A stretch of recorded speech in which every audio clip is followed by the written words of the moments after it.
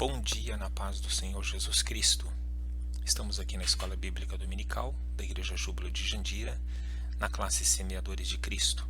Hoje, dia 31 de maio, nós, os professores Stephanie Valadão e Ciro, estamos aqui para ministrar mais uma lição. Depois de termos estudado os Evangelhos, uma história, 4 dimensões, ministraremos hoje a lição A Autoridade Suprema de Cristo. Nesta lição 14, estaremos estudando a autoridade suprema de Cristo. O texto áureo nos diz assim: porque nele habita corporalmente toda a plenitude da divindade.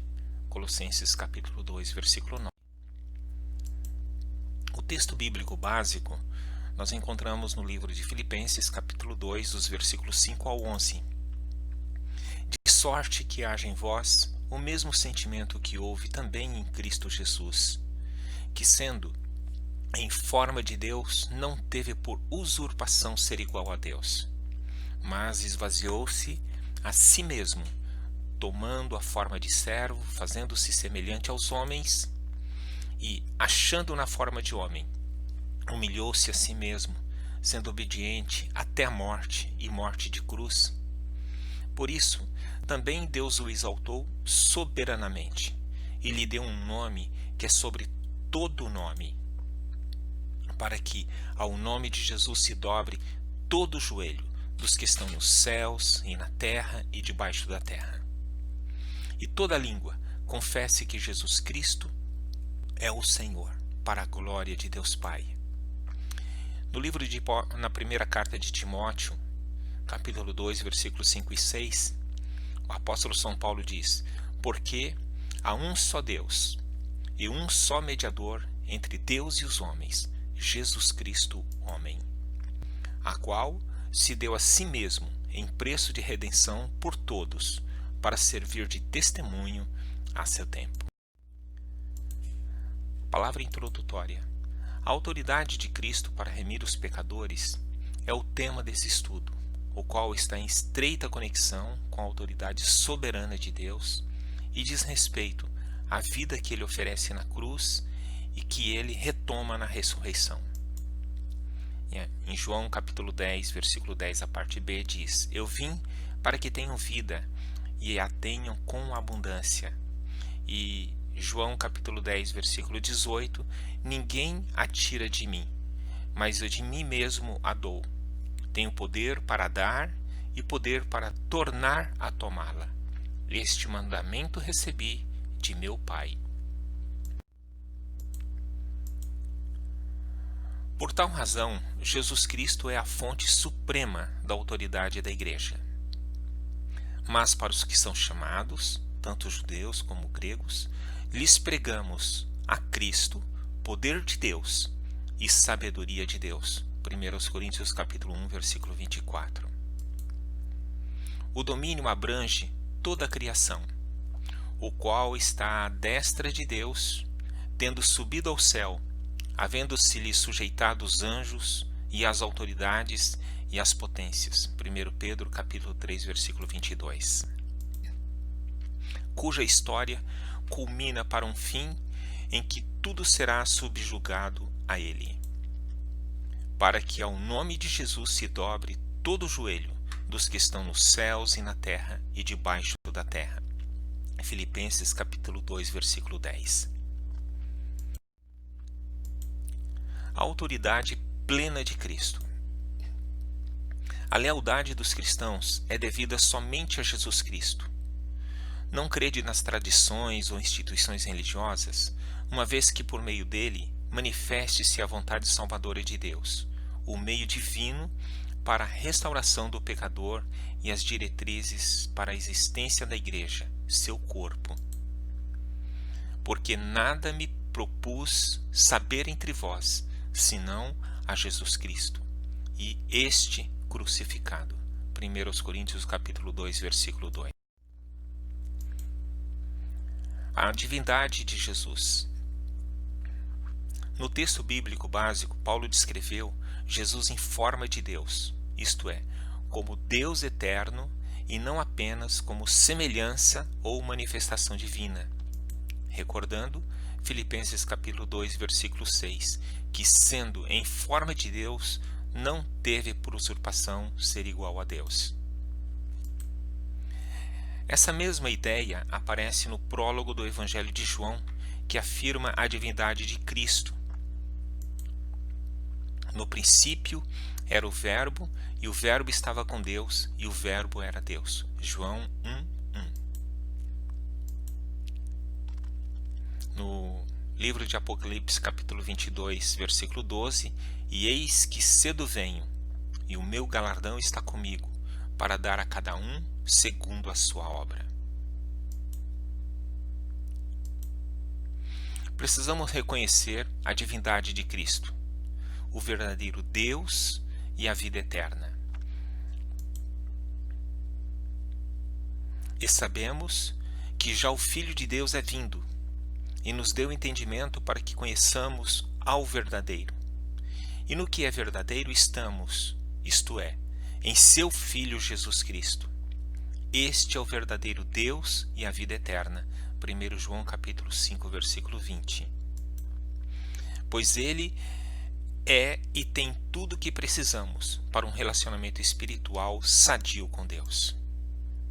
A divindade de Cristo pode ser afirmada a partir dos seguintes tópicos. A autoridade plena de Cristo, nós estamos tratando da sua divindade, agora com o tema Jesus, Filho de Deus. Os evangelhos narram que o Pai concedeu ao Filho unigênito sua autoridade.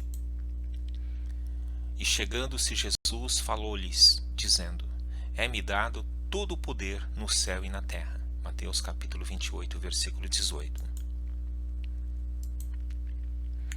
O qual, alicerçado nesse poder, cumpre sua missão redentora e nos levantou uma salvação poderosa na casa de Davi, seu servo. Lucas capítulo 1, versículo 69. Dessa maneira, a obra de consolação foi realizada em perfeita consonância com a vontade do Pai. Todas as coisas me foram entregues por meu Pai, e ninguém conhece plenamente o Filho, senão o Pai, e ninguém conhece plenamente o Pai, senão o Filho, e aquele a quem o Filho o quiser revelar. Mateus capítulo 11, versículo 27. Em todos os seus desdobramentos, por causa da natureza sem pecado e perfeita de Cristo, nós encontramos em Lucas capítulo 10, versículo 22. Tudo por meu Pai foi entregue, e ninguém conhece quem é o Filho senão o Pai, nem quem o Pai senão o Filho, e aquele a quem o Filho quiser revelar. Jesus, o Filho de Deus. Na cruz, Jesus assume o papel sacerdotal, tornando-se mediador entre Deus e os homens.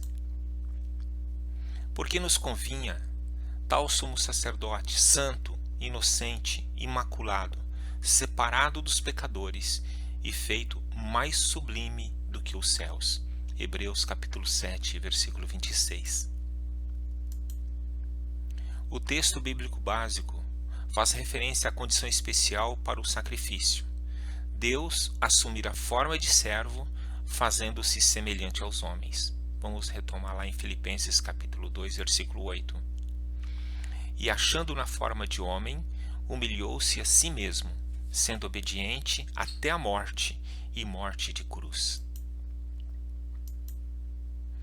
A presença e obra do Deus homem na terra são um dom e uma visitação divina. Ele é o presente de Deus para a humanidade. Na autoridade plena de Cristo, nós vamos agora tratar poderoso na palavra.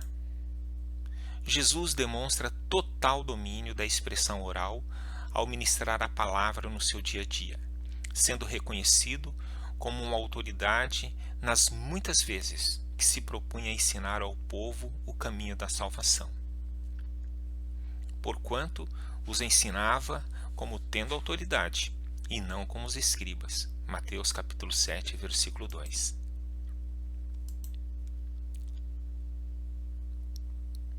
Isso significa que sua palavra era verdadeira, fiel e produzia os efeitos a que se propunha. Ele, porém, respondendo, disse: está escrito, nem só de pão viverá o homem, mas de toda a palavra que sai da boca de Deus. Mateus 4:4.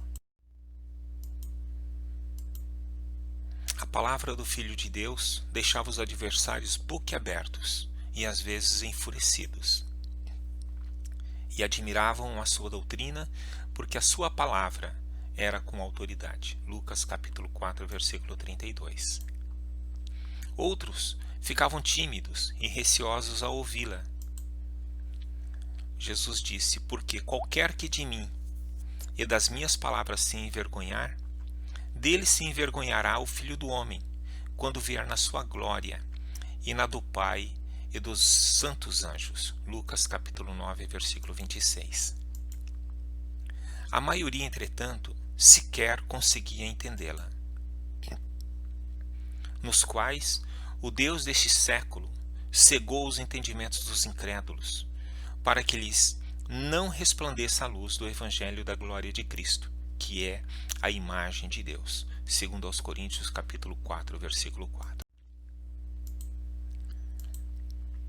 Por isso, Jesus preocupava-se com a reação dos seus ouvintes, quando lhes expunha a palavra com a autoridade do Filho de Deus. Essa é, pois, a parábola. A semente é a palavra de Deus. E os que estão juntos do caminho, esses são os que os ouvem. Depois vem o diabo e tira-lhes do coração a palavra, para que não se salvem, crendo. E os que estão sob a pedra, estes são os que, ouvindo a palavra, a receberam com alegria. Mas, como não têm raiz, apenas creem por algum tempo, e no tempo da tentação se desviam. E aqui caiu entre espinhos, estes são os que ouviram, indo por diante, são sufocados com os cuidados e riquezas e deleites da vida, e não dão fruto com perfeição. E aqui caiu em terra boa. Estes são os que, ouvindo a palavra, a conservaram num coração honesto e bom, e dão fruto com perseverança. Autoridade plena de Cristo, poderoso em obras. No Evangelho de Lucas, um discípulo chamado Cleópatas apresenta uma bela descrição de Jesus, profeta poderoso em obras e palavras diante de Deus e de todo o povo. Lucas capítulo 24, versículo 19. Tal reconhecimento era geral. E muitos da multidão creram nele e diziam: quando Cristo vier, fará ainda mais sinais do que os que este tem feito? João capítulo 7, versículo 31. E em João 7,40, diz assim: então muitos da multidão, ouvindo esta palavra, diziam: verdadeiramente esse é o profeta. Desse modo percebemos que o Senhor revelava sua autoridade divina, por meio de suas ações de pregar, curar e perdoar. Homens israelitas, escutai estas palavras.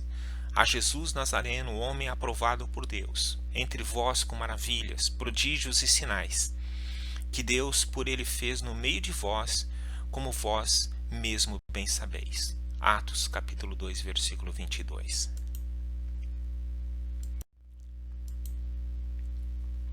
A autoridade plena de Cristo, nós vamos ver dentro da poderoso em obras, o anúncio do reino. Uma das principais razões do seu envio ao mundo pelo Pai foi para realizar a missão de pregar o arrependimento e de anunciar a presença efetiva do reino de Deus, isto é, a salvação trazida em sua missão como Messias. Desde então começou Jesus a pregar e a dizer: arrependei-vos, porque é chegado o reino dos céus. Mateus capítulo 4, versículo 17. Nesses dois pontos encontram-se os rudimentos da doutrina de Cristo.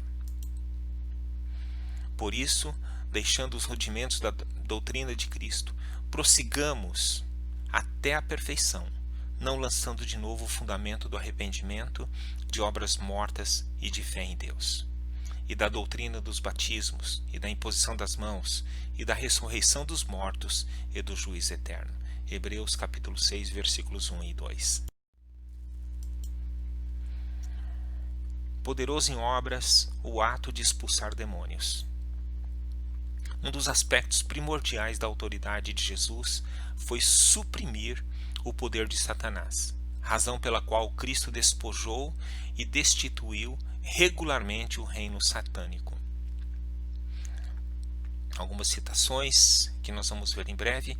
Assim, uma das atividades mais compassivas do Senhor era libertar as pessoas das possessões demoníacas. Jesus, porém, conhecendo os seus pensamentos, disse-lhes: todo reino dividido contra si mesmo é devastado, e toda cidade ou casa dividida contra si mesmo não subsistirá. E se Satanás expulsa Satanás, está dividido contra si mesmo. Como subsistirá, pois, o seu reino? E se eu expulso os demônios por Beelzebu, por quem os expulsam então os vossos filhos? Portanto, eles mesmos serão os vossos juízes. Mas se eu expulso os demônios pelo Espírito de Deus, logo é chegado a vós o reino de Deus. Ou como pode alguém entrar na casa do homem valente e furtar os seus bens, se primeiro não maniatar o valente, saqueando então a sua casa? Quem não é comigo é contra mim, e quem comigo não ajunta, espalha. Mateus capítulo 12, dos versículos 25 ao 29, ao 30, na verdade. O ato de perdoar. No exercício de sua autoridade como Filho de Deus, o Messias, além de curar as enfermidades humanas, também realizou a remissão de pecados nos casos em que o doente exercesse a fé em seu nome. E Jesus, vendo a fé deles, disse ao paralítico: Filho, perdoados estão os teus pecados. Marcos capítulo 2, versículo 5. A este dão testemunho todos os profetas, de que todos os que nele creem receberão o perdão dos pecados pelo seu nome. Atos capítulo 10, versículo 43. Tais promessas permanecem legítimas, pois Deus perdoa-nos em razão do sacrifício perfeito e justo de Jesus, seu próprio Filho. E ele é a propiciação pelos nossos pecados, e não somente pelos nossos, mas também pelos de todo o mundo. 1 João capítulo 2, versículo 2. Aqui nós estamos encerrando a primeira parte desta lição, e no próximo domingo nós estaremos estudando a parte 2, a autoridade suprema de Cristo. Nós vamos estar lidando aqui com a autoridade para liderar a igreja, Jesus, o Senhor da igreja, e exaltado à condição de príncipe e salvador. Também vamos tratar da submissão à autoridade de Cristo, reverência ao seu nome. Contamos com vocês e agradecemos aos nossos irmãos e os aguardando até o próximo domingo para a parte 2 e conclusão dessa lição. Deus os abençoe e até a próxima aula. Amém.